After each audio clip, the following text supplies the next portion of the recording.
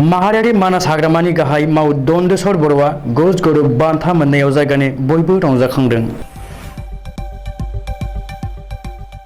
भारत सरकारा elephant project बिफाननिफ्राय मानास माहारियारि tiger reserve हाग्रामानि गाहाय माव दन्देश्वर बर'आ गज गरु बान्थानि थाखाय सायख'जानायाव जायगानि बयबो रायजो राजाया जोबोर गोजोननाय फोरमायदों।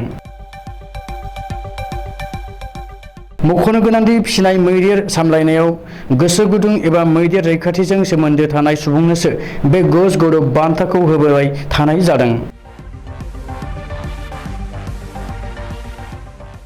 देग्लायनि बोसोर 2022आव मानासनि गाहाय माव दन्देश्वर बर'नो फैगौ 12 आगस्ट खालि बुहुमनां मैदेर सानखारि केरालानि प्रिमियार इलेफेन्ट रिजार्भआव बान्थाखौ गथायनाय जागोन। दन्देश्वर बर'आ गावबो बे खौरांखौ मोननायनि उनाव जोबोर गोजोननायजों खौरांगिरिनि गेजेरजों फोरमायदों दि बेनि थाखाय भारत सरकारखौ साबायखर बावदों।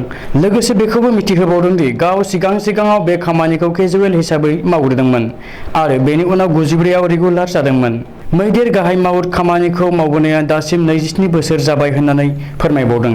लोगोसे बे खाबुआवनो दिनै बुधबार खालि नैथि गेटआव आसानि पाब्लिसिटि नेहाथारि मानसुक सांकारिकाया फैनानै गांसे फालि होनानै माहारियारि मानास हाग्रामानि गाहाय मावद दन्देश्वर बर'निसिम गज गरु बान्था मोननायखौ गोजोननाय फोरमायदों आरो दन्देश्वर बर'खौ बाख्नायदों।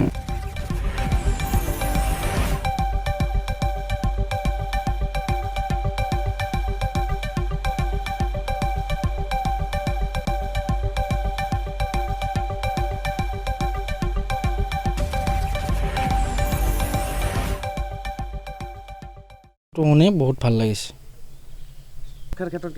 অনাগত দিনত আৰু যে এনেকুৱা কথাবিলাক বা এনেকুৱা বঁটা আৰু যে কথাবিলাক আহে সেইটো কাৰণে আমি আৰু বহুত চেষ্টা কৰিম। সঁচাকৈ মানাসৰ কাৰণে বৰ গৌৰৱৰ কথা।